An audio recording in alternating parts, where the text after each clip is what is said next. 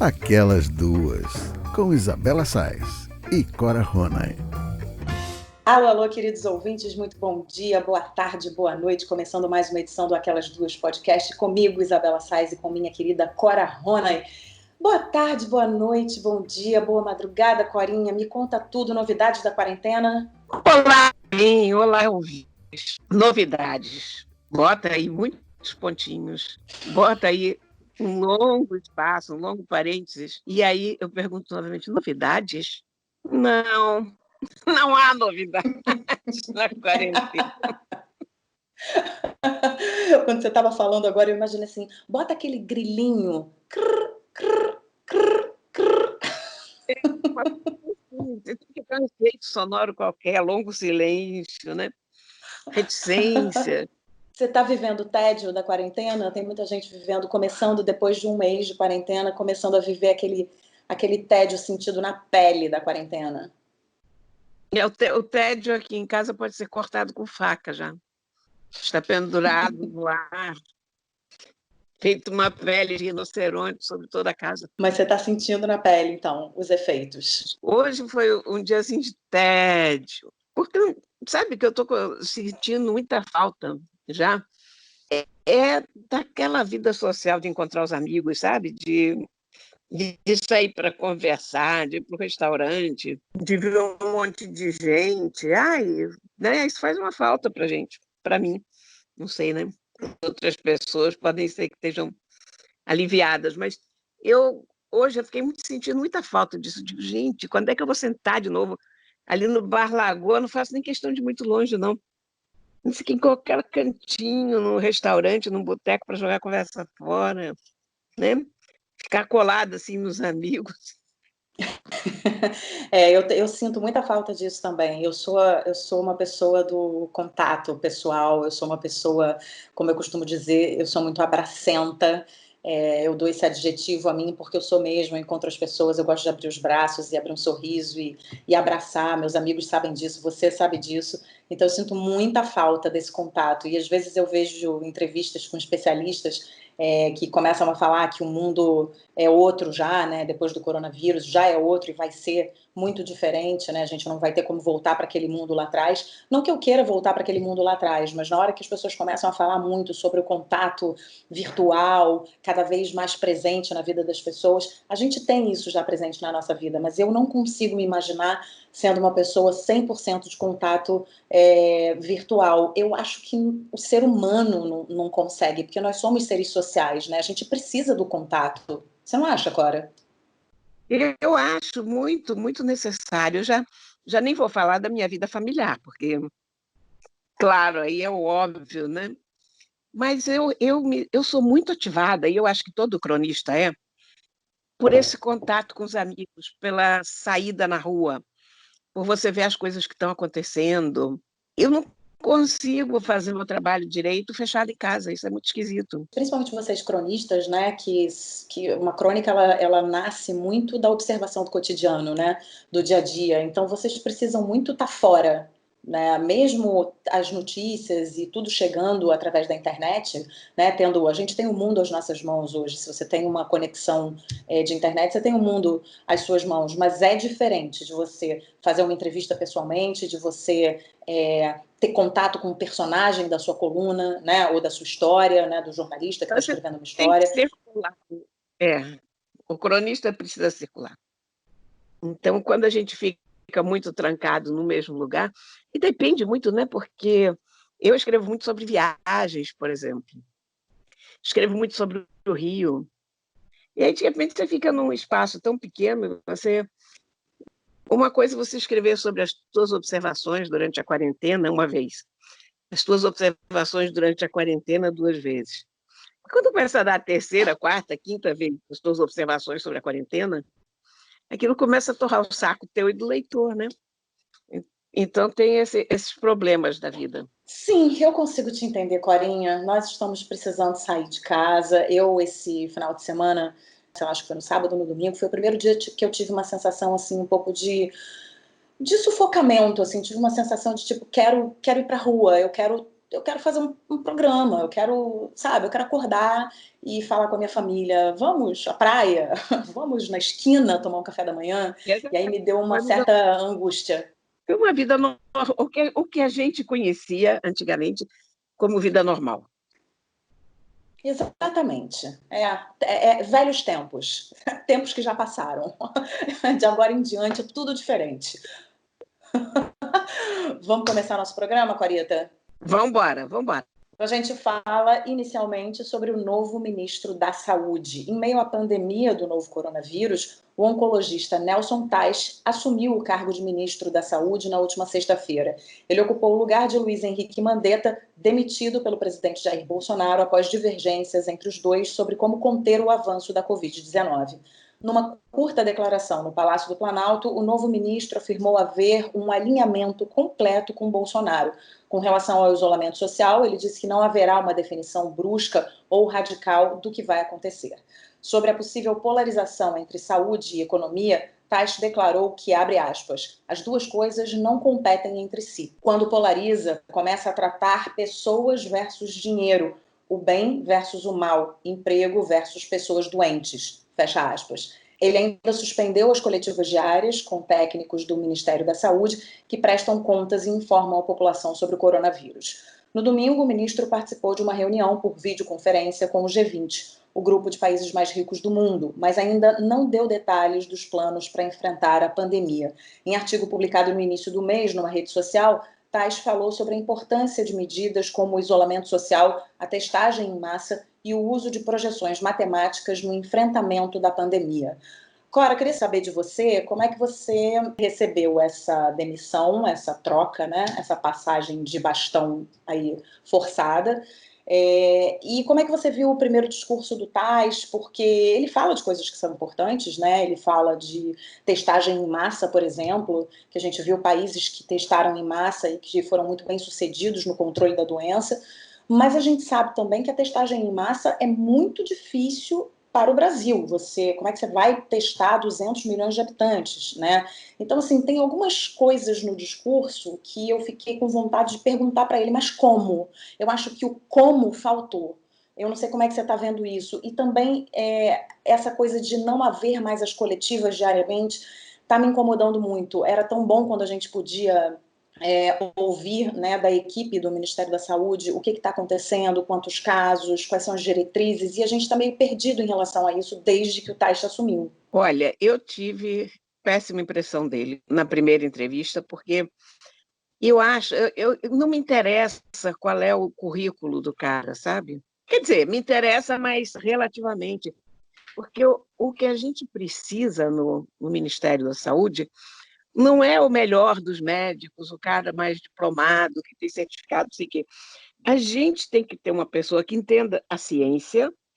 Olha, repara só, não estou dizendo que entenda de ciência, mas que entenda a ciência, quais são as prioridades da ciência, entenda de administração, do modo geral, mas, sobretudo, no caso de uma pandemia, que seja um bom comunicador, que era tudo que o Mandetta era. Por incrível que pareça, o Bolsonaro conseguiu escolher um bom ministro. E não por acaso demitiu esse bom ministro.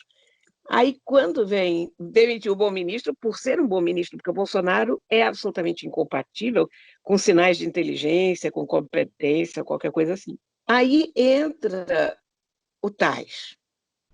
Dizem que ele é um ótimo médico, ok, não vou discutir isso, mas um péssimo comunicador.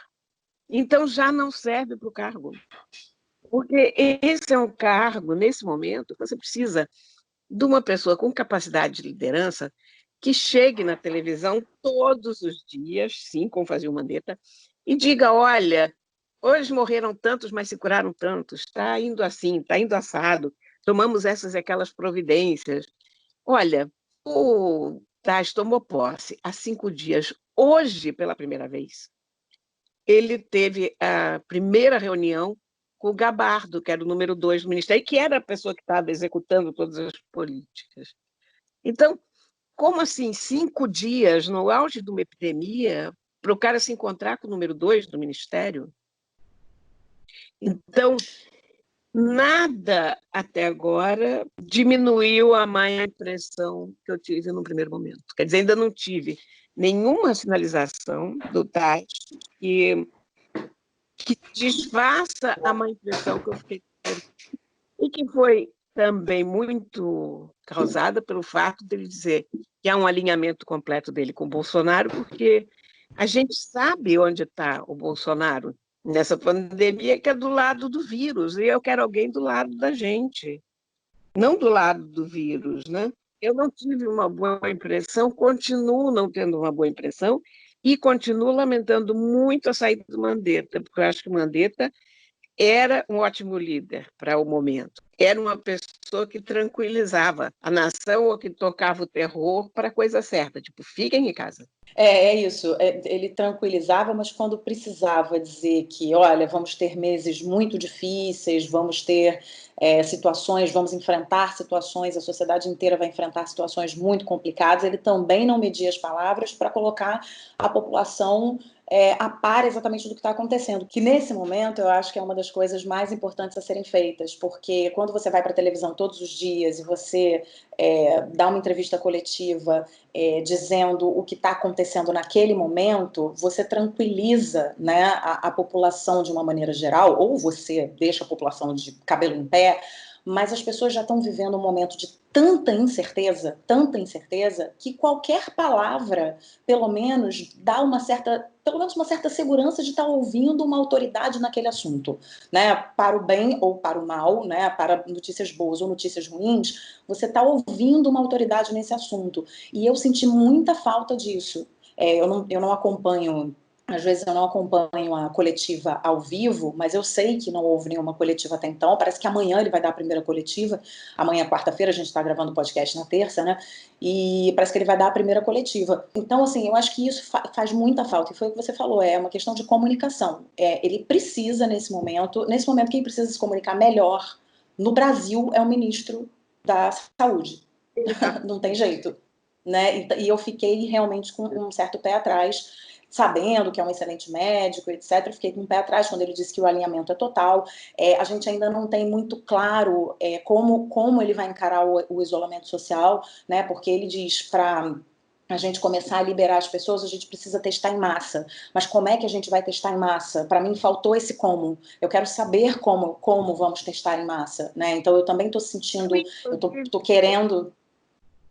Eu não gostei do jeito que ele falou isso, porque ele deu a entender que o Mandetta não teria testado porque o Mandetta não quis, sabe? Dando a entender, criticando o antecessor. E eu acho feio a pessoa que entra criticando o antecessor, seja quem for o antecessor. Sim, e o Mandetta na coletiva fez o que faz uma pessoa, mesmo que sendo demitida, né, teria que fazer, que agradecer a todos que trabalharam com ele e dizer aos que ficam para que trabalhem em prol do Brasil e que sejam colaborativos com o novo ministro, né? Então, eu acho que ele passou uma mensagem muito importante também ali na despedida dele. Ele foi elegantíssimo, foi perfeito, enfim. Mandetta se revelou por outro lado, repara, o Mandetta ganhou uma projeção que eu imaginaria, né? Eu acho que fez o que podia fazer e enfim, não tinha outra saída ali. Ele não, né, foi demitido, ok, vou passar o meu cargo, vou falar o que eu tenho que falar e vou torcer pelo Brasil. E é isso. E assim, eu sinceramente, Cora, torço pelo Brasil, eu torço para que o novo ministro tome as atitudes adequadas para que a gente saia dessa situação o mais rápido possível. Eu não posso dizer para você que eu estou confiando absolutamente que isso vai acontecer, né, pelos motivos que a gente já listou. Mas eu não sou daquelas pessoas que, eu não queria que o Mandetta fosse demitido, porque eu sou uma dessas pessoas que aprovam o trabalho dele, mas eu também não torço contra, porque eu acho que se a gente torcer contra, que eu já vi gente falando, também, porque não vai dar certo. Não, eu não torço contra, eu torço a favor, porque eu estou torcendo a favor da nossa sociedade, estou torcendo a favor do Brasil e da humanidade.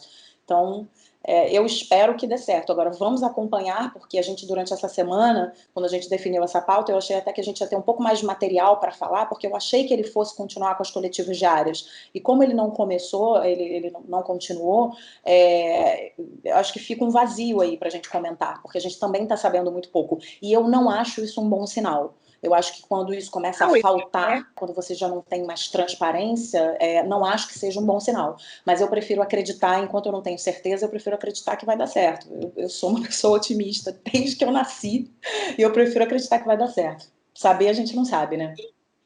A gente prefere que dê certo, a gente torce para dar certo, mas a gente nem por isso vai deixar de reparar o que está errado, né? Claro, com certeza.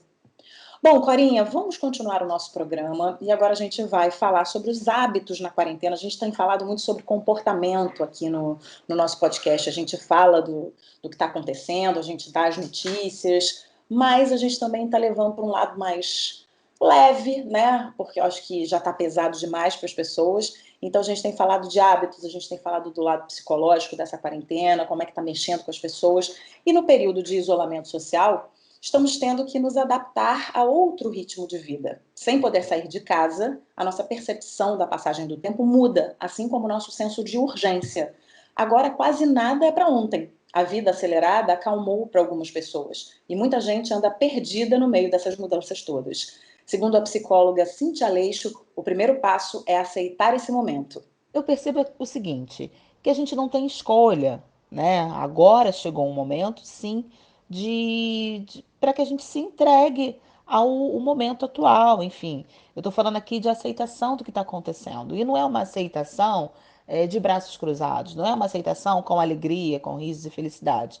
É uma aceitação da realidade, com maturidade, sabe? Para que a gente entenda como que vamos construir daqui para frente é, essa nova transformação de vida, né? Eu observo que as reações negativas sobre esse momento não são mais bem-vindas. Acho que a gente já passou desse ponto de reagir negativamente lá no começo. A gente tem um mês aí de isolamento. Então, assim, eu entendo que a elaboração desse momento, que é, né, a aceitação, a análise, até chegar à conclusão e a consciência desse momento, ela acontece de modo diferente para algumas pessoas, ou seja, umas são mais resistentes, outras não, e aí a gente precisa entender o porquê que essa resistência está acontecendo. Então, assim, veja bem, eu preciso repensar muito mais em como os meus afetos, como os nossos medos, como as nossas angústias, elas estão representadas, né? Porque se a gente pensar que minimamente aqui, numa pessoa X que não está conseguindo elaborar ou passar por esse momento sem uma reação negativa, até agora, é porque existe uma pessoa que talvez não consiga lidar com a frustração, uma pessoa talvez que tenha dificuldade de aceitação das novidades da vida, é uma pessoa que tem um tempo diferente ou que, de repente, pensa mais no próprio tempo do que no tempo, né, de todo mundo em conjunto. Esse é o momento da gente olhar para todo mundo. Ela também falou sobre os nossos laços de afeto e os benefícios que essa quarentena pode nos trazer. Eu percebo que a gente está num momento de repactuação, sabe, com as nossas relações. Repactuação com o trabalho, com o nosso tempo, repactuação com a escola das crianças, repactuação com as nossas amizades, né? É hora da gente revisitar, assim, os nossos contratos que foram acordados há algum tempo atrás, né, com essas pessoas de modo muito, imagina, de modo muito silencioso, né, misterioso, mas a gente faz um contrato assim, nas nossas relações, por mais que a gente não perceba. E aí a gente precisa entender o que está acontecendo a partir disso. Com quem que eu posso contar, o que eu construí até aqui, sabe? Qual é a pessoa que eu vim até aqui? Né? Esse senso de urgência, ele não condiz mais. Agora nós estamos dependentes de um outro tempo e eu acho isso bom. Eu acho isso bom para os novos hábitos. Eu acho isso bom para frear o ser humano, né, que tinha tudo aos pés e que poucas vezes fazia esse movimento de batalhar, de se reorganizar, de pensar na própria consciência para conseguir alguns ganhos, algumas conquistas da vida. Cíntia ainda explicou a importância da gente manter a saúde mental durante esse período. Eu acho que a gente precisa assim, se confrontar cada vez mais com esses pensamentos que nós temos perturbadores dentro de nós, né? Porque esses pensamentos perturbadores, num momento como esse, em que eles aparecem muito mais e para todo mundo, eles têm a tendência de se tornarem uma ansiedade, e a ansiedade, ela tem uma tendência de se tornar uma depressão. Então, assim, como é que a gente pode começar a cuidar dos nossos pensamentos, que são o quê? O medo de não dar certo, o medo com que isso não acabe, o medo do tempo que não passa, ou então a dificuldade de estar em casa com quem a gente não gosta, ou de repente a ansiedade em querer voltar uma vida que não existe mais, né? Estamos enlutados, não existe mais. Isso gera a ansiedade. Como é que a gente pode lidar com essa ansiedade? Eu percebo que a gente não pode parar de tomar cuidado do outro, de quem está com a gente, quem convive com a gente, sabe? Não se colocar mais em primeiro lugar, estar bem para a gente mesmo também, desconsiderar o que gera desconforto no momento em que a gente não está legal, respeitar esse espaço que tínhamos até então, né, em algum momento do dia, e que agora estamos tendo dificuldades de ter. Por fim, a psicóloga diz que o momento é de se conectar com a família e com essa nova realidade. Então, eu acho que a gente pode, assim, melhorar a nossa comunicação com as pessoas que estão convivendo com a gente dentro de casa. Eu falo isso para que a gente consiga criar uma rotina mais intimista com quem a gente convive, mais harmoniosa também. De repente, rever vídeos antigos, vídeos bacanas de momentos bons das nossas vidas, sabe? Ajudar os outros membros da família também. Enfim, eu acho que a gente precisa sair dessa expectativa de exigência que as coisas aconteçam do jeito que a gente gostaria que acontecesse e a gente precisa se conectar com o momento atual, sabe? Bom, vamos agradecer à psicóloga Cíntia Aleixo, que participou aqui do nosso programa e falou tão bem aí sobre essa questão do senso de urgência na quarentena, né? E aí, Cora, enquanto ela estava falando, me ocorreu uma coisa aqui, me ocorreu um pensamento, que é o seguinte, a gente está falando de senso de urgência, né? E ela falou tão bem que mudou, né? A gente está dependente, nas palavras dela mesma, a gente está dependente de um outro tempo. Então, esse senso de urgência que a gente tinha, dessa vida corrida, dessa loucura que não dava tempo para nada, mudou, a gente não tem mais isso. Então, a gente tem que se readaptar, a gente tem que reconstruir, a gente tem que revisitar relações e o nosso lugar dentro da família, dentro do trabalho, mas me ocorreu também que a gente, quando fica muito ansioso, e é normal também, nesse primeiro momento, a gente ficar muito ansioso, a gente não se deve cobrar por isso, mas a gente troca um senso de urgência por outro, porque a gente fica com um senso de urgência de acabar a quarentena. Eu ouço muitas pessoas, mas quando é que a quarentena vai acabar? Ah, essa quarentena não é? Então eu acho que tem uma troca de sensos de urgência também, você não acha, não? Não, acho que são duas coisas um pouco diferentes, sabe? Uma coisa que era um senso de urgência, e há uma coisa agora que é mais uma impaciência. O que a gente não está sabendo lidar agora é com essa ideia de não saber quando acaba. Porque se alguém dissesse para a gente, olha, isso vai durar 3 semanas, ou 15 dias, ou 6 meses, a gente sabe lidar com um bloco de tempo que a gente percebe finito. Quer dizer, 6 meses, horrível, mas então vamos fazer planos para 6 meses. Mas isso da gente não saber nunca quando é que vai ser, e ter mais, e a gente não ter nenhuma ideia de quando acaba e como acaba, isso está deixando a gente com uma outra espécie de tensão, né? Aquele senso de urgência que a gente tinha, eu acho esquisito hoje quando eu penso naquilo, sabe? Quer dizer, eu penso em mim mesma há 6 meses atrás e penso, gente, mas tinha coisas que não eram prioritárias. Não era preciso correr tanto com as coisas. Que diferença faz, né? Levar um dia, ou 3, ou 10 para fazer alguma coisa? Zero, não é essa a prioridade da vida, né? Eu estava pensando nisso outro dia, né? Dependendo do nosso trabalho, muitas vezes eu trabalho com uma gravação que precisa ser entregue num tempo X. Enfim, eu estou muito eu estou muito em contato com esse tipo de trabalho, até por conta do trabalho do meu marido também, que é editor, então ele também trabalha com prazos. E muitas vezes o cliente ele coloca um prazo que é um prazo praticamente impossível de você cumprir.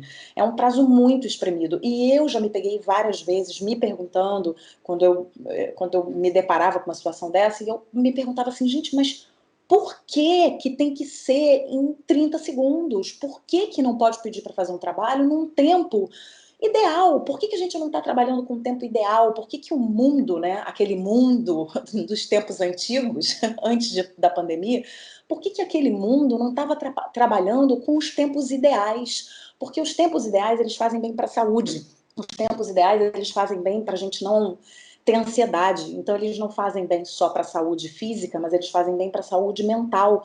Tempos ideais, não só de trabalho, mas tempos de uma relação. É aquela coisa, né, de tudo tem seu tempo, a gente precisa dar tempo ao tempo. Eu nunca pensei tanto nessas frases, que a gente não estava trabalhando mais com isso, era tudo para ontem. E por que que tinha que ser tudo para ontem? Por que que a gente escolheu viver num mundo? Porque isso é escolha nossa, a escolha nossa é coletiva. Por que que a gente escolheu viver num mundo que tudo é para ontem? Então eu acho que essa quarentena também está mostrando para gente que aqueles planos seus, aqueles planos meus que eram para ontem, eles simplesmente foram por água abaixo. Não adianta ser para ontem. Não adianta, porque agora não vai ser, porque exatamente pela questão que você estava falando, porque a gente não sabe se é daqui a 6 meses, a gente não sabe quando voltam as aulas, a gente não sabe quando volta o trabalho em espaço físico e se ele volta, porque eu acho que vai haver uma quantidade de transformação nessa área que a gente não consegue nem medir. Então, é uma quantidade de coisa que a gente não sabe, a gente começa a se conscientizar de que a gente não controla absolutamente nada, porque a gente sabe disso, mas a gente faz questão de deixar passar. Ah, não, eu controlo sim. Finge aí que eu não, finge aí que eu controlo, pelo menos, né? Então eu vou acreditar que eu controlo, mas a gente não controla e eu acho que isso está vindo só para provar coisas que já estavam embutidas na nossa sociedade, mas que a gente estava simplesmente deixando passar, fazendo que não estava vendo. A gente se faz uma ilusão, né? De que a gente tem algum controle sobre as coisas. A gente não tem, quer dizer, até aquele ditado que diz que plano é aquilo que a gente faz enquanto a vida faz outra coisa, né? Quer dizer, é uma coisa nesse sentido, não sei, mas quer dizer, não adianta você planejar, a vida te dá uma rasteira ali, ó, pum, acabou. É isso.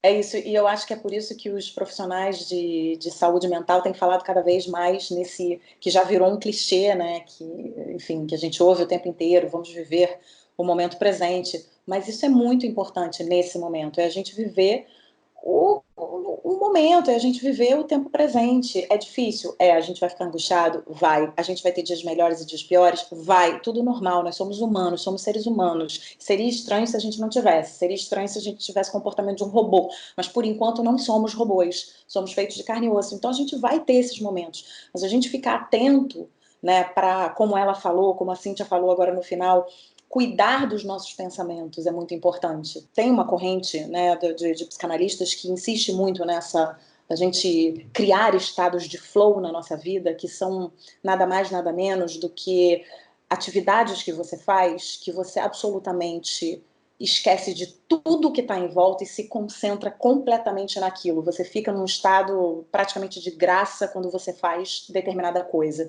E eu acho que os seus gatos, assim como os nossos animais de estimação, assim como algumas atividades que a gente desempenha, por exemplo, quando eu estou brincando com meu filho, hoje eu passei algumas horas seguidas brincando com o meu filho num livrinho que tem uns insetos escondidos, tem umas ilustrações e uns insetos escondidos, e a gente tem que achar 10 besouros, 10, 5 abelhas, 4 percevejos, e a gente vai procurando e vai achando. E eu me encontrei naquele momento num estado total de flow. Eu não pensava mais em nada, eu estava absolutamente imersa naquela atividade com ele e me dando um prazer gigantesco. Então acho que é isso um pouco, né? É esse estado de estar com os seus animais de estimação que você adora, que te dão, que te trazem felicidade, que só te trazem sentimentos positivos, a ponto de você falar, eu não sei o que seria de mim nesse momento, nessa quarentena, sem os meus gatos. Eu não sei, porque eu estou sozinha em casa, né? Mas eu não estou sozinha em casa. Ninguém consegue ficar sozinho numa casa que tem 8 gatos. Não. Então, qualquer eventual sentimento de solidão que eu pudesse ter, isso já se desfaz automaticamente, porque não há um momento que possa ser somente meu. A toda hora tem alguém que me solicita para fazer uma coisa, outra sobe no colo, faz uma besteira. É isso, tá É certo. exatamente isso. Clarinha, continuando aqui o nosso programa, a gente fala agora da relação com a comida na quarentena. A gente já conversou aqui com a nutricionista Tatiana Rom, em outro programa, sobre belisquetes saudáveis, sobre o que a gente pode fazer para manter uma despensa saudável na nossa quarentena. Mas o assunto agora não é esse. O assunto é a relação, nossa relação com a comida na quarentena. A comida tem um papel fundamental, né? A nossa relação com a comida também foi afetada durante a quarentena. A ansiedade pode fazer com que as pessoas comam mais e optem por alimentos menos saudáveis. Além disso, cozinhar mais em casa se tornou uma realidade para quem não tinha o hábito. Isso pode ser um momento de prazer para uns, mas uma dificuldade para outros. Pensando nisso, nós conversamos com a dona do restaurante Bazar, Cris Beltrão, amiga do podcast, amiga da Cora já de longa data, e amiga do podcast. Eu também já me sinto amiga da Cris, que ela já participou aqui outras vezes. Ela explicou como a nossa relação com a comida e com a bebida alcoólica muda nessa situação. Vamos ouvir. Bom, em primeiro lugar, eu queria agradecer muitíssimo a honra de estar aqui conversando com aquelas duas, a Cora e a Isabela. Sou fã desse podcast e eu estou muito besta de estar aqui com elas. Bom, a relação com a comida, ela muda em vários níveis, né? Da mesma forma que aconteceu com a bebida alcoólica. Outro dia eu fiz um post com um dado que eu recebi que dizia que o consumo de bebida alcoólica aumentou em até 50% em vários lugares do mundo. Isso é pura ansiedade falando, né? Agora, a bebida alcoólica é um item fácil de isolar para a estatística de consumo, mas eu garanto que se a gente pudesse isolar outros itens com facilidade, a gente também veria um aumento na quantidade de doces, na quantidade de carboidrato, de comida industrializada, que são todos, né, produtos dessa ansiedade do confinamento, né? Eu que sou a ansiedade em pessoa, eu já estou dizendo que meus quadris estão em 2 fusos horários diferentes, que eu não paro de comer. Então, eu acho que a relação com a comida muda porque ela vira várias coisas, né? Ela vira uma válvula de escape, como esse amortecedor de ansiedade, vira remédio, tem muita gente mudando a alimentação para aumentar a imunidade, e vira, sobretudo, trabalho, né? A gente tem um trabalhão de cozinhar todos os dias, né? Eu li uma pesquisa bem abrangente de uma empresa especializada em food service que apontou que só 17% consideram pedir delivery e 56% têm medo de como a comida é preparada. Então, as pessoas estão cozinhando mais em casa e cozinhar é um trabalhão.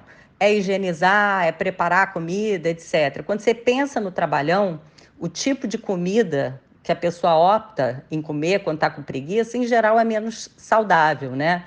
Vai para o biscoito recheado, vai para uma coisa rica em sódio, né?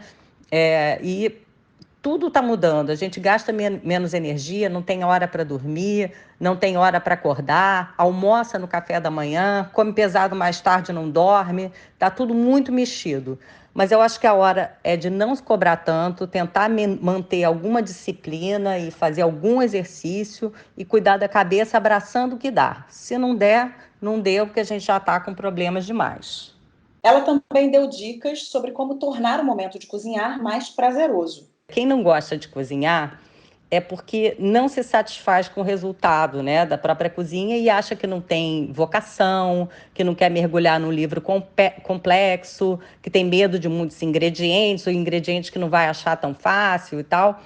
A gente que é da área, que vive comida, ou para quem já gosta de cozinhar, é fácil, porque a gente já segue as pessoas certas, mas para quem não é desse meio, cozinhar pode parecer um bicho de 7 cabeças e é fácil não gostar, né? Só que nesse momento de crise é ótimo cozinhar, é muito mais barato e muito mais saudável. Então, o que eu recomendo em geral é ver vídeos de gente maravilhosa que cozinha super bem, mas faz coisas super simples e fáceis, como tem, por exemplo, a Ana Luísa Trajano, que tem uns vídeos passo a passo de receitas com tudo aquilo que a gente costuma ter na geladeira, ou o Instagram da Vera Saboia, que anda postando umas receitas incríveis do saudoso Ateliê Culinário, que são maravilhosas e super fáceis de fazer. Aliás, quem quiser fazer uma boa ação, a Fazenda Culinária, que é o projeto que a Vera toca no Museu da Manhã, tem agora uma benfeitoria para manter o projeto de formação de cozinheiros, que é o Cozinheiros da Manhã. Quem quiser fazer uma boa ação, ainda ganha um livro do Ateliê Culinário, né? Então, eu acho que tem formas de você começar a gostar da cozinha, e a melhor forma é você começar a gostar dos resultados que você tem com comidas bem simples. Cris ressaltou que muitos negócios estão quebrando, mas disse que uma forma de minimizar esses impactos negativos é criar redes de apoio. Eu acho que a gente tem que estender a mão para todos que sempre trabalharam com a gente, né? Nós, assim, no Bazar, transformamos nossas redes sociais todas em redes de apoio. Então, todos os dias, eu pego um dos nossos fornecedores que perdeu a gente como cliente e tantos outros, né? E repasso o telefone, contato deles, para que as pessoas que já seguem nossas redes sociais possam comprar diretamente desses fornecedores e mantê-los vivos até que a gente possa voltar a recomprar, né? Tem gente que tem parceria com a gente há 20 anos, né? São pessoas que a gente conhece o negócio a fundo, são fornecedores que a gente desenvolveu a quatro mãos, vários deles. Então, a gente tem uma relação muito bacana com eles e é hora de ajudar, né? Tem sempre alguém que está precisando mais do que a gente, tem sempre alguém que a gente pode estender a mão. Nesse momento, eu acho que só a solidariedade salva a nossa alma e faz esse confinamento ficar muito mais fácil de aguentar. Bom, vamos agradecer a Cris, né? A Cris sempre muito simpática, sempre muito... Ela é maravilhosa, ela é muito simpática, ela é muito certeira naquilo que ela diz, ela conhece muito daquilo que ela faz, né? E parceira do nosso podcast. Cris, um beijo para você, muito obrigada pela sua participação. E Cora, ela fala várias coisas, a gente podia fazer um podcast inteiro sobre as análises da Cris, porque ela fala muitas coisas interessantes. Aliás, eu adorei os quadris que estão em fusos horários diferentes. Você também, que você deu uma risada aí que eu ouvi. Eu ri. Pois é, mas ela fala da comida como sendo 3 coisas importantes nesse momento. E eu acho que ela foi super certeira nessa história, que ela fala que a comida é válvula de escape, que a comida é remédio e que a comida é trabalho. Eu nunca tinha parado para pensar, na verdade, durante a quarentena, nessas 3 funções da comida. Porque, de fato, né, a comida está desempenhando essas funções agora. Exatamente. Trabalho, sobretudo, para quem não cozinha, né? Porque quem cozinha entrou nisso, quer dizer, na quarentena você está fazendo mais comida, mas as pessoas que não cozinham, como eu, é um desespero. Quer dizer, eu já soube cozinhar, claro, como todo mundo que teve filho e foi casado, e não sei o que, eu também cozinhei uma época. Mas a cozinha é uma coisa de prática, que você tem que fazer todo santo dia. Senão, quando você perde a prática, não é como bicicleta que você volta a andar. Você no máximo, você sabe o que é sal, você sabe o que é refogar, mas isso é muito pouco. Aquele manejar diário, você perde. Então, quando eu vou para... Eu tenho certeza que eu trabalho o dobro para conseguir assim, 1/4 do resultado do que uma pessoa que sabe cozinhar direito consegue, entendeu? Então... Tem muito isso. A gente também está se confrontando com a nossa falta de jeito diante das panelas. Eu consegui errar uma pizza congelada ontem, né? Então, eu realmente, no outro dia acertei um arroz com mexilhões, que foi um milagre da quarentena, mas foi o ponto alto dos meus esforços na cozinha. Depois disso, foi tudo ladeira abaixo. Olha, Cora, eu acho que cozinha, como você falou, é prática mesmo, porque eu também não sou uma exímia cozinheira, não sou uma cozinheira de mão cheia, eu faço um monte de coisas, mas vou me virando, né, na cozinha. Mas hoje, eu nem digo que eu vou me virando. Depois que eu tive filho, eu comecei a fazer umas coisas gostosas, porque eu comecei a me interessar mais, comecei a me interessar mais por alimentação, principalmente alimentação infantil, nutrição infantil. Então, eu fiz muitos workshops e cursos nessa área. E aí eu comecei a aprender um pouco mais e comecei a praticar. E durante a quarentena, eu estou praticando muito, porque eu estou fazendo muita comida. E eu já sinto diferença no meu arroz, do meu primeiro arroz da quarentena para o meu arroz número 15, para o 15º arroz ou para o 10º arroz, já tem uma diferença. Como eu me desencanto tanto com os meus resultados na cozinha, eu acabo fugindo da cozinha, né? Então, eu sou uma pessoa que está comendo realmente mal nessa quarentena, porque eu tenho mandado de muita comida e eu como muita fruta sempre, então as frutas me salvam. Mas assim, eu estou sentindo muita falta também de sentar para comer uma comida caseira decente, honesta, sabe? Que isso eu não tenho aqui em casa, não. Eu vou preparar para você, vou fazer um arroz com feijão para você. Ah, muito bom, querida. Isso vai ser muito bom. Só para terminar esse bloco da Cris, ela falou sobre outras duas coisas importantes, né? Nesse momento, a gente sabe que os pequenos empresários e donos de restaurantes, de bares, estão passando por um momento muito complicado, né? Alguns quebrando, e como é importante a gente manter vivo o fornecedor, que ela falou, né? Como é importante a gente manter viva essa cadeia até onde a gente puder, e ela termina falando que solidariedade salva a alma, e eu acho que a gente está vendo exemplos de solidariedade que estão salvando a alma, né, Cora? Com toda certeza. Isso com toda certeza. A gente tem visto coisas bonitas acontecendo, a gente está se descobrindo também mais eu estou me descobrindo muito atenta às pessoas, a pequenos detalhes em que eu não prestava atenção, sabe? Eu acho que realmente é engraçado, né? As emergências puxam tanto pelo nosso lado pior quanto pelo nosso lado melhor.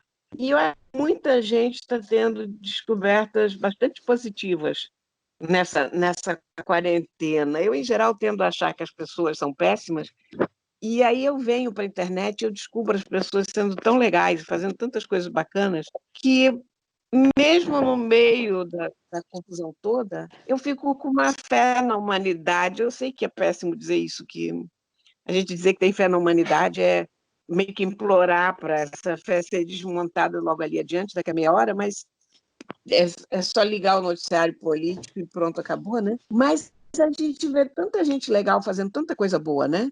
Ajudando tanto, correndo atrás. Sim, não, tá muito bonito realmente a gente ver esses exemplos de solidariedade. E ainda nesse assunto, para a gente entender as dificuldades do ramo, a gente também conversou com a chefe Roberta Sudbrack, que é amiga nossa também, amiga da Cora e minha amiga também, dona do restaurante Sud. Ela nos contou um pouco sobre como a pandemia afetou o trabalho dela. Vamos ouvir. Oi, Isabela, Cora, prazer enorme estar aqui com vocês. Afetou todo mundo, né? Afetou em todos os sentidos. E a gente teve que encontrar um jeito de se reestruturar totalmente, no sentido de que a gente estava acostumado a ter um salão cheio, até um jeito de servir muito rápido e mas muito próximo do cliente, né? O Sud podia estar cheio, com fila na porta, a gente sabia que a gente tinha que ter um ritmo de atendimento para atender todas as pessoas, mas agora é muito diferente. Agora a gente faz a nossa comida e a nossa comida entra num carro e sai pela cidade. A gente perde esse controle, né? A gente não está vendo, a gente não está participando desse momento aí, né? Até chegar ao cliente. Foi bem difícil, foi bem estressante, foi bem duro no início. Ainda está sendo, porque a gente está apoiando, né? Há um tempo atrás, se você falasse em delivery para mim, eu virava cara. Achava um absurdo imaginar minha comida fresquinha, minha comida preparada com todo amor por pessoas que trabalham comigo, por mim, e feita com ingredientes, né, de produtores que eu conheço a carinha, que eu conheço muitas vezes a família, que eu sei onde mora, que eu sei o que planta, o que colhe. Então, era tudo muito pessoal para mim, para eu entregar essa comida para alguém levar por aí rodando a cidade, sei lá quanto tempo até chegar na casa da pessoa. Mas eu levei um tapa na cara, como todos nós, né? E eu tive que encarar esse desafio e tenho um orgulho danado das minhas quentinhas hoje. Não sei se todo mundo sabe, eu comecei a minha vida profissional vendendo cachorro-quente na rua com a minha avó, em Brasília. Eu tinha uma carrocinha que eu empurrava, né? Minha avó fazia os molhos e as coisas todas lá do cachorro-quente, e eu ficava na rua de madrugada vendendo. Mas pouca gente sabe que eu também já vendi quentinha, com a minha avó também, para ganhar vida, para sustentar a nossa família. Então é uma volta, na verdade, tudo é uma volta. E eu, apesar de ter que realmente ter adaptado muita coisa e sofrer ainda com muita coisa, estou feliz, assim. Roberta ainda falou sobre como manter a cadeia produtiva da qual o SUD faz parte. A questão de se manter vivo nesse momento passa justamente por essa compreensão que você precisa ter de toda a cadeia, né? Não adianta nada eu, como empresária, por exemplo, de repente conseguir um empréstimo bacana e ficar quieta de braços cruzados esperando isso passar. Primeiro que a gente não consegue um empréstimo bacana. Isso não existe. Tudo que se anuncia não acontece. Mas também eu acho que não seria a minha opção e não foi. Desde o início a minha opção foi lutar com toda a segurança, seguindo todas as orientações que a gente sabe que são coerentes, né? Eu acho que nesse momento é importante prestar muita atenção nisso.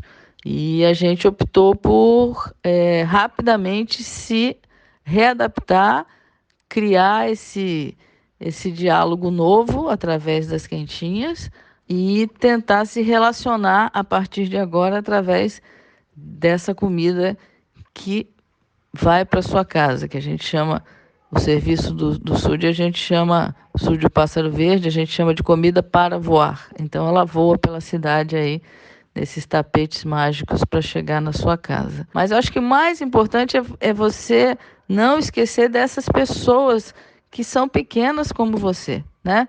É o cara que te levava o peixe, é o cara que pescava o peixe, o seu agricultor, a sua agricultora, essas pessoas que vendem esses produtos que são a alma da cozinha brasileira, que são o artesanato brasileiro e que sempre foram a minha vida.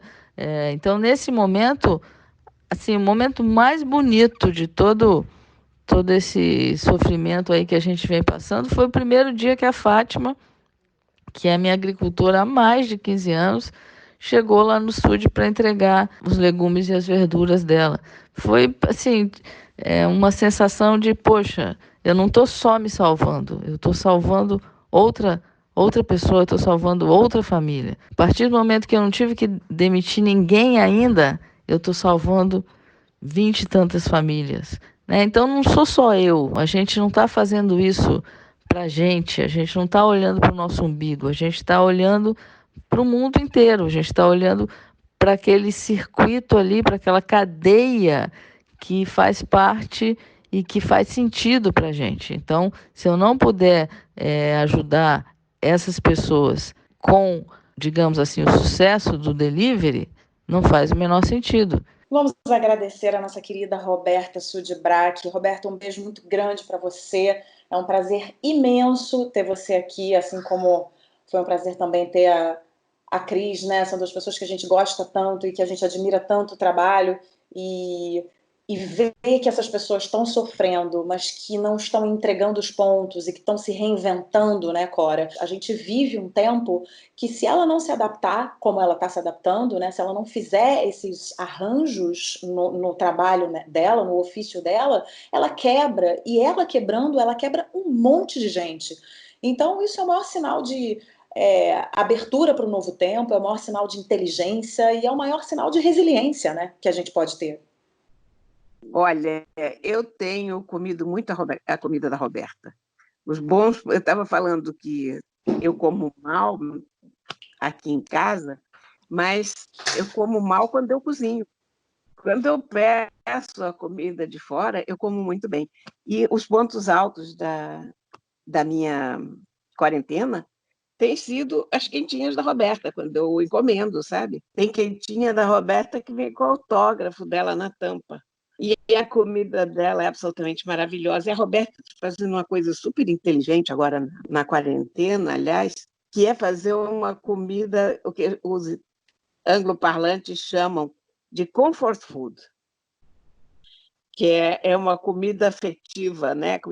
Então, é empadão de frango caipira, é uma carne assada, é uma carne de panela. Então, é exatamente o tipo de comida que a gente quer comer. Não é nada alta gastronomia, é tudo gastronomia do coração.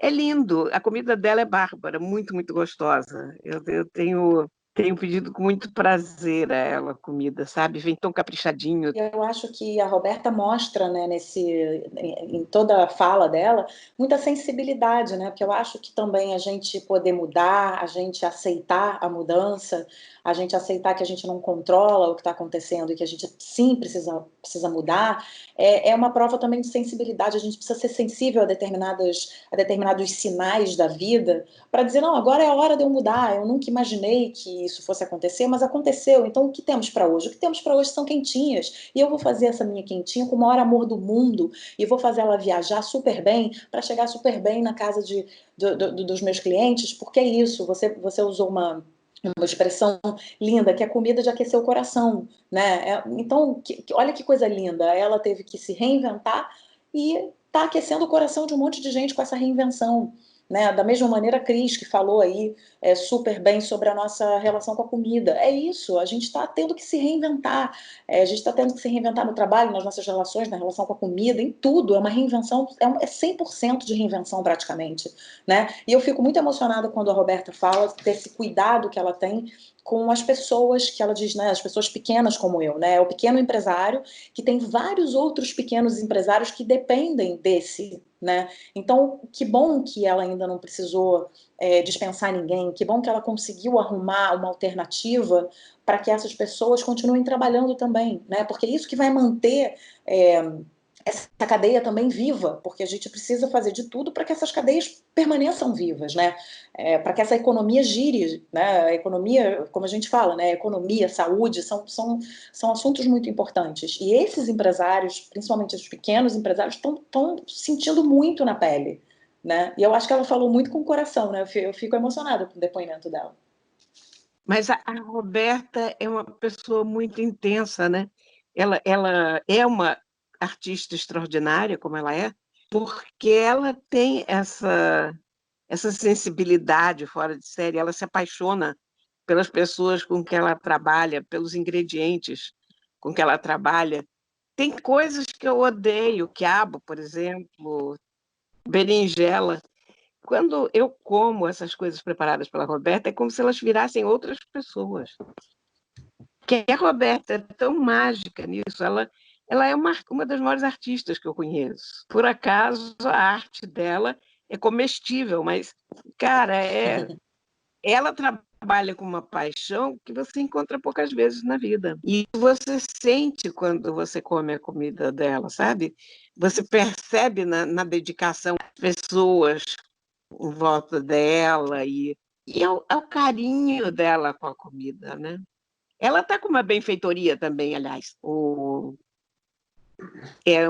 Benfeitoria, naquele site do benfeitoria, né, .com, e voa sul de pássaro para ajudar a manter o salário dos funcionários dela e pagar os fornecedores. Então, muito eu legal. recomendo muito as pessoas de entrar lá e dar um help, porque É isso. assim a gente vai ajudando todo mundo, né? Os pequenos gestos aqui de um, de outro na sociedade fazem total diferença no final dessa história toda. Vão fazer e já estão fazendo, né? Eu acho que a gente tem que ajudar as pessoas que estão, quanto mais próximas, mais a gente ajuda, sabe? Porque isso vai virando um círculo concêntrico, né? Então, tem uma lojinha no seu bairro que você gosta, que você adora, compra lá. Comida dos animais, não compra agora lá naquelas grandes online, compra no pet shop da esquina, compra no botequim da esquina, enfim, ajuda o restaurantezinho que você frequenta, porque é esse comércio local que vai sofrer muito, né? Que já está sofrendo muito. Os grandes, de alguma maneira, conseguem se virar, mas as pequenas coisinhas é que me afligem muito. E eu acho que é isso que atrapalha depois, onde a gente vai sentir muito o, o day after dessa pandemia, de não encontrar os cantinhos que a gente gosta, de um restaurante ter fechado, do armarinho não estar mais funcionando. Essas coisas, isso me angustia, sabe?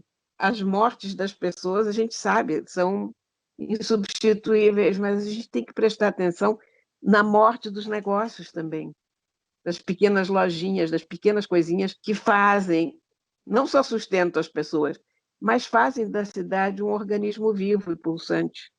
Então, se isso morre, se desaparece, o comércio do nosso bairro, o nosso bairro morre, a nossa cidade morre.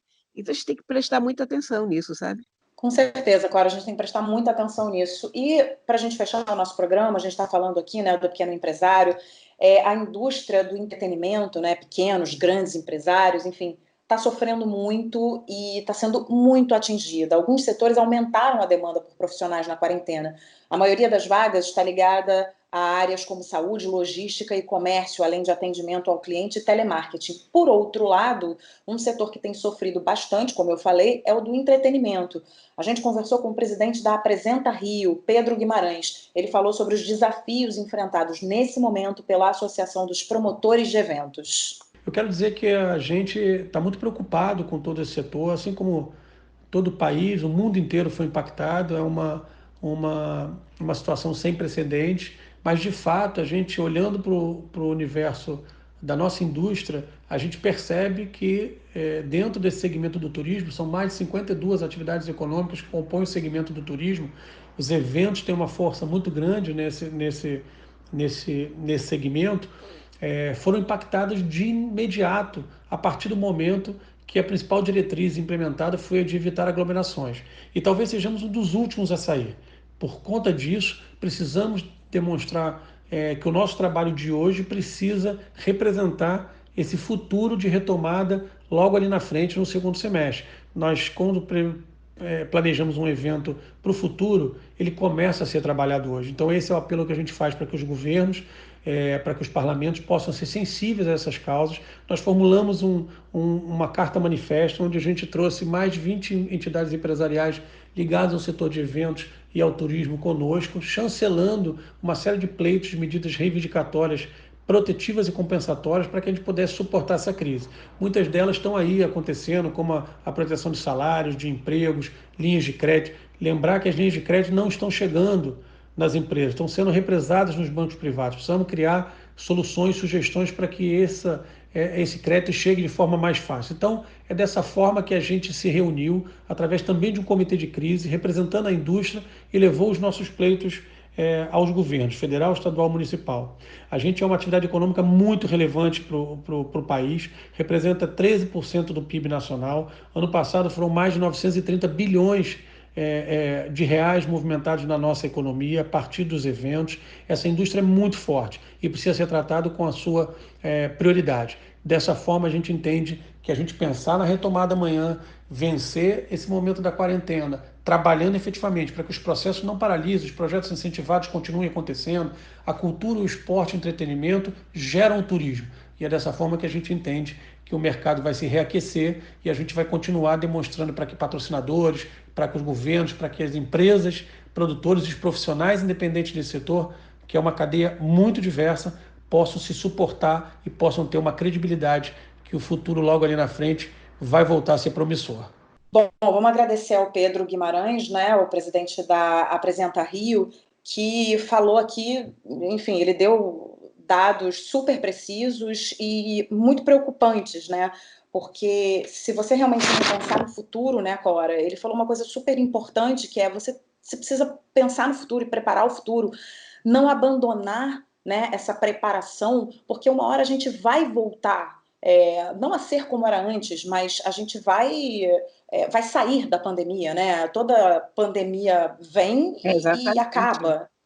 Né? Então a gente precisa se preparar para isso, e como ele bem falou, a indústria do entretenimento, dos eventos, movimentam 930 bilhões, não é pouco dinheiro, né? Então é muito importante que essas linhas de crédito, porque ele está dizendo aí que as linhas de crédito não estão chegando às empresas pelos bancos privados, então tem que haver uma maneira de você apressar esse movimento, porque daqui a pouco vai quebrar absolutamente tudo porque a linha de crédito não chegou. Enfim, a gente precisa se preparar para a retomada, porque uma coisa é você se preparar para a retomada, outra coisa é você largar de mão. Você dizer, pois é, agora já era, porque não tem mais entretenimento, não tem cinema, não tem teatro, não tem show. Mas não, né? A gente precisa se preparar para isso. O Ministério da Cultura, aliás, está singularmente parado. Regina Duarte, não vou dizer que está sendo uma decepção, porque, né, a gente não esperava nada, mas, cara, é impressionante porque não há ainda uma medida tomada em relação à cultura. É um setor muito frágil a uma quarentena, porque é um setor que vive exatamente de movimentação, de aglomeração, de show, de exposição, de cinema. Então, estão inteiramente no relento os setores culturais, sem qualquer atenção do governo. É terrível isso. E o Pedro fala uma coisa importante também, né, que é a necessidade da gente ter governos sensíveis a essas causas, que eu acho que não é bem o caso do nosso governo. Então, eu acho que fica mais difícil ainda, porque passa a ser uma coisa muito, a gente vê depois, isso não é importante. É claro que a gente precisa cuidar da saúde, em primeiro lugar, mas a gente precisa, enquanto estamos cuidando da saúde, a gente precisa olhar para outros setores da vida, né? E esse é um setor que a gente precisa olhar, porque é um setor muito importante, é um setor que movimenta muito dinheiro, movimenta a economia de muitas cidades do país inteiro, e que está sofrendo, e como ele bem disse, provavelmente vai ser um dos últimos setores a retomar completamente, porque Vai. um show... Porque o show você precisa de aglomeração, no cinema você tem aglomeração, no teatro você tem aglomeração, num evento você tem aglomeração. Então, onde você não tem aglomeração, né, na cultura? Praticamente em lugar nenhum. Então, vai sofrer muito. Então, é imprescindível de medidas serem tomadas nesse momento para a gente se preparar para o futuro, né? Eu acho que a gente tem que, como eu falei, a gente tem que prestar muita atenção às coisas das quais a gente gosta. Tentar ajudar como a gente puder, tentar divulgar, enfim, fazer o que pode, né? Bom, Corinha, chegamos ao fim do nosso programa, mas temos sempre as nossas dicas preciosas. Eu tenho certeza que você tem uma dica preciosíssima para os nossos ouvintes. Conta aí. Olha, a minha dica dessa semana é uma dica pela metade, pelo seguinte: eu comecei a ler o livro, mas eu ainda não acabei. Agora, eu estou gostando muito até aqui. É um policial, se chama Pista Negra. Olha, o que é a dica do livro? Um homem morto na pista de esqui. Crime ou acidente? Um caso para o subchefe de polícia Rocco Schiavone. O livro é de um escritor chamado Antônio Mazzini e foi publicado, como eu já disse, pela editora LPM. A tradução é do Maurício Santana Dias e da Solange Pinheiro. Está muito bem traduzido. E é um ótimo policial, sabe? Não sei se ele, como eu estou dizendo, como ainda não acabei de ler, eu não posso garantir para vocês que ele continuará perfeito da primeira página à última, mas até que estou me divertindo muito. Já li até a metade, está ótimo. E tem um ótimo livro, um outro ótimo livro, é uma biografia, Alexandre o Grande, do Thomas R. Martin e Christopher Blackwell, da editora Zahar. E eu acho Alexandre o Grande um personagem fascinante e adoro ler biografias. Então, esse livro é ótimo, é uma grande pedida para a gente passar o tempo nessa quarentena. Até porque, quando você começar a ler essa biografia, todas as biografias de personagens históricos puxam outros livros, né? Você começa a ler, e daqui a pouco você vai começar a ler a biografia de um segundo personagem, depois você vai querer ler mais sobre a época dele, e por aí vai.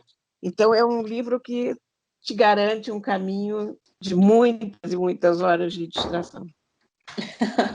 Um caminho de... Você tem uma quarentena longa pela frente, são vários livros um atrás do outro, uma coisa que puxa a outra. Eu adoro livro. As biografias têm essa vantagem. Elas biografias e livros de história em geral. E eles te sugerem outras leituras sempre, né? Porque você começa a ler, você mergulha naquele mundo e você quer saber mais. Então, você tem, em geral, eles têm umas bibliografias boas. Você vai lá, você vai atrás dos outros livros, você procura outras biografias, você procura mais sobre outros personagens, enfim. Você entra num mundo à parte, um desvio que você faz. É muito bom. Muito bem, olha, eu tenho duas dicas também. Minha primeira dica é uma dica de filme na Netflix, porque, claro que não vai ser no cinema, né, gente? Eu estou em quarentena, não fui ao cinema, os cinemas estão fechados, mas é uma dica. É uma dica de filme. Estreou na Netflix agora essa semana um filme chamado Sérgio, que conta a vida do diplomata brasileiro Sérgio Vieira de Mello. É um filme que não está recebendo boas críticas, não tem recebido boas críticas. Não, Eu eu não li achei. dele, Pois é, as críticas estão muito ruins, mas assim, na realidade, eu também não achei um filmaço, não. Não diria que para o nosso ouvinte, olha, um super filme e tal. Achei um filme bonito, mas eu acho a figura do Sérgio Vieira de Mello tão importante, tão emblemática. Eu me lembro como se fosse hoje, quando a gente recebeu a notícia da morte dele naquele atentado em Bagdá, e eu acho que foi de uma comoção, foi de um pesar para todo mundo, né? Então eu acho importante a gente assistir uma obra que conta uma parte da vida dele e entender por que ele tinha essa importância e por que era uma pessoa tão especial. Então, acho que vale por isso eu estou dando a dica. Parece que tem um documentário sobre a vida dele também, que dizem que é muito interessante. Eu não assisti. Você assistiu esse documentário, Cora? Não, mas dizem que o documentário, pelo que eu li, o documentário é melhor do que o filme, né? Todo mundo está Porque dizendo, é melhor, exatamente. melhor do que...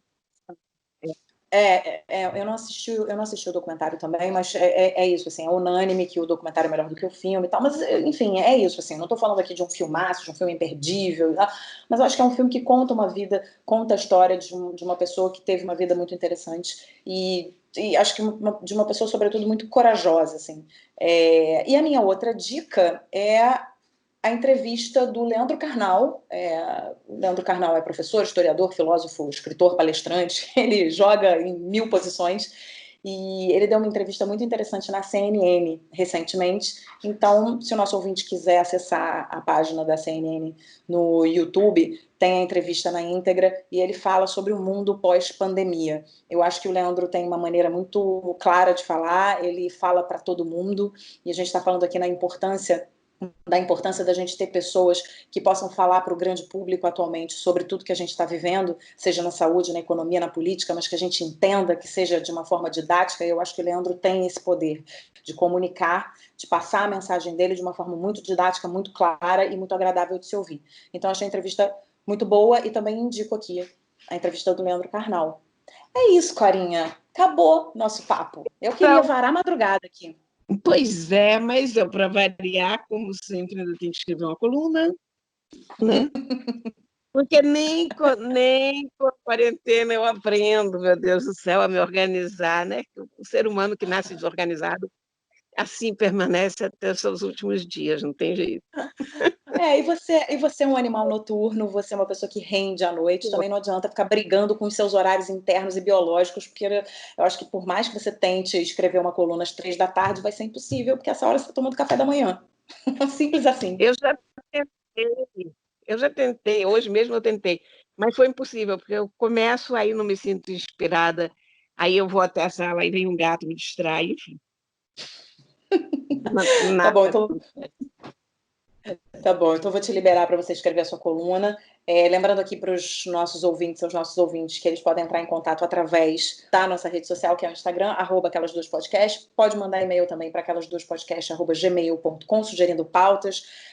Qualquer ideia que você tiver é bem-vinda aqui. E pode também curtir a nossa playlist no Spotify, que está cada vez melhor. Então, olha, um beijo, estou morrendo de saudade de você. Fique em casa e na semana que vem a gente se encontra de novo. Perfeito. Vamos todos ficar em casa. Beijos para todos. Aquelas Duas, com Isabela Sais e Cora Ronay.